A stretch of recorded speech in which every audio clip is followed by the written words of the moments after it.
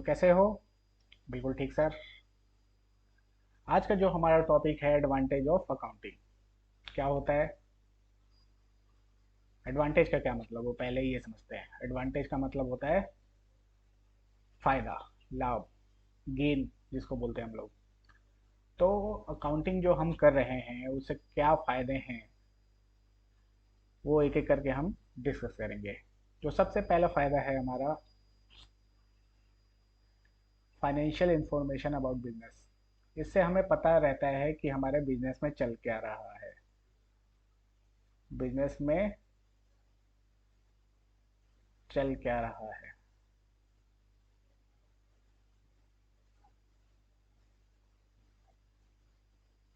ठीक है जी। हम प्रॉफिट में जा रहे हैं, लॉस में जा रहे हैं, हमारे पास कितने एसेट्स हैं, ये सब बताता है अकाउंटिंग के। ये फायदे। दूसरा, असिस्टेंट टू मैनेजमेंट। क्या मैनेजमेंट को क्या हेल्प करता है हमने डिस्कस किया था सर, डिसीजन मेकिंग में। मैनेजमेंट को किस चीज़ में हेल्प करता है? डिसीजन मेकिंग में, कि बिजनेस में क्या डिसीजन लेना है जिससे हमारा बिजनेस ग्रो करे। बिजनेस ग्रो करे, प्लस जो हमारे डेली कैसे ऑपरेट करना है वो सब डिसीजन लेने में हेल्प करता है। रिप्लेस मेमोरी, इसमें क्या है जी? अब मान लीजिए हम कुछ रिकॉर्ड नहीं कर रहे हैं तो हमें सब अपने दिमाग में रखना पड़ेगा, सब कुछ अपने माइंड में रखना पड़ेगा। तो उसकी ज़रूरत नहीं है, मेमोरी की ज़रूरत नहीं है, क्योंकि हम सब कुछ हमारे पास रिकॉर्ड्स अवेलेबल रहते हैं। रिकॉर्ड्स अवेलेबल हैं। ठीक है जी। जो देखना है, मान लीजिए किसी पार्टी को देखना है कि कितना सेल किया, हम बुक्स खोलेंगे, देखेंगे हाँ इतना सेल किया है। अदरवाइज सब दिमाग में रखना पड़ेगा, अरे उस पर्सन को मैंने इतना सेल किया था, उसको उससे मैंने इतना परचेज किया था। तो इतना याद रखने की जरूरत नहीं है, सब हमारे पास अवेलेबल होता है। ठीक है जी। ठीक है सर। उसके बाद है फैसिलिटेट कॉम्परेटिव स्टडी। इसमें क्या होता है कि हमारे पास हर साल का रिकॉर्ड होता है, तो हम उसको एवरी ईयर पिछले वाले से कंपेयर कर सकते हैं कि हमारा प्रॉफिट ऊपर जा रहा है या नीचे जा रहा है, प्रॉफिट ऊपर जा रहा है या नीचे जा रहा है। प्लस सेम इंडस्ट्री में सेम इंडस्ट्री में मान लीजिए क्या चल रहा है, मुझे अपना प्रॉफिट किसी और के साथ कंपेयर करना है, किसी और फर्म के साथ कंपेयर करना है, तो वो भी कर सकता हूँ कि उसके मुकाबले हमारी फर्म कितनी ग्रो कर रही है, या हमें लॉस हो रहा है, हम एक्सपेंड कर रहे हैं, वो ज़्यादा तेज़ी से ग्रो कर रही है। तो ये सब कंपैरिजन कर सकते हैं हम लोग। ठीक है। किसके साथ कर सकते हैं? एक तो खुद, अब जो हमारे रिकॉर्ड्स है उसको पिछले साल से कंपेयर कर सकते हैं, प्लस जो दूसरी फर्म्स हैं, दूसरी ऑर्गेनाइजेशंस हैं, उनके साथ भी कंपेयर कर सकते हैं। ठीक है जी sir. Then facilitate settlement of tax liability, जैसे इनकम टैक्स हो गया, जीएसटी हो गया, सब इनके बेसिस पे हम, जीएसटी टैक्स हो गया, ये सब हम हमारे अकाउंटिंग जो रिकॉर्ड मेंटेन है उनके बेसिस पे हम पे करते हैं। ठीक है। ठीक है सर। Facilitate loan.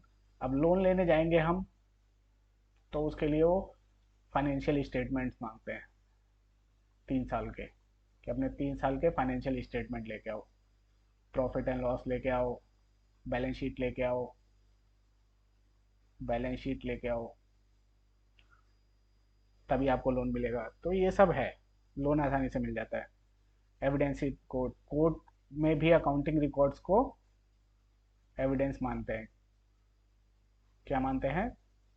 कोर्ट में एविडेंस मानते हैं। ठीक है। ठीक है sir. Facilitate sale of business. अब मुझे मान लीजिए अपना बिजनेस ही सेल सेल आउट करना है। अब कितने में किसी को सेल करूं, कितने में अपना बिजनेस, मुझे मान लीजिए अपना बिजनेस सेल करना है। अब कितने में सेल करूं, कैसे पता चलेगा? मेरे मेरे पास रिकॉर्ड्स अवेलेबल है कि मेरे पास इतने के एसेट हैं, इतने की लिबर्टी है, इतने का प्रॉफिट आ रहा है हर साल, तो मैं उसके हिसाब से अपना बिजनेस का जो प्राइस है, अच्छे अच्छे प्राइस पे मैं उसको सेल कर पाऊंगा। अच्छे प्राइस पे मैं उसको सेल कर पाऊंगा। अदरवाइज मुझे पता ही नहीं होगा कि मेरे बिजनेस में चल क्या रहा है, मैं सेल करके भी क्या ले पाऊंगा, क्या? बिल्कुल sir. Assistance in event of insolvency, ये वर्ड आपके लिए नया होगा। इसका मतलब होता है जब कोई पर्सन दिवालिया हो जाता है, क्या होता है, बैंकरप्ट हो जाता है। मतलब दिवालिया का मतलब होता है उसके पास पैसे देने के लिए कोई एसेट नहीं बची, एकदम उसका अकाउंट खाली हो गया है, उसके पास कुछ नहीं बचा। तो उस केस में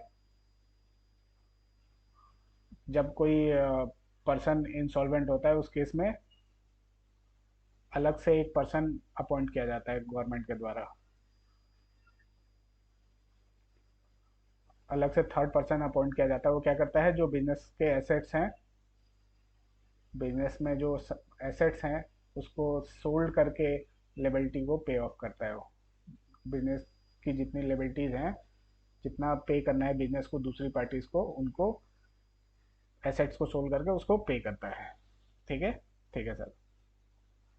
and last, helpful in partnership accounts, जो अभी आगे 12th क्लास में पढ़ेंगे हम। जो पार्टनरशिप अकाउंट्स है उसको मेंटेन करने में, मान लीजिए कोई नया पार्टनर आ रहा है, कोई पार्टनर की डेथ हो गई, फॉर्म डिसॉल्व हो गई, फॉर्म अलग हो गई, तो ये सब उसमें हेल्प करता है कि किसको, पार्टनर को कितना कैपिटल लगाना है बिजनेस में, कितना प्रॉफिट शेयर करना है, ये सब हेल्प करता है।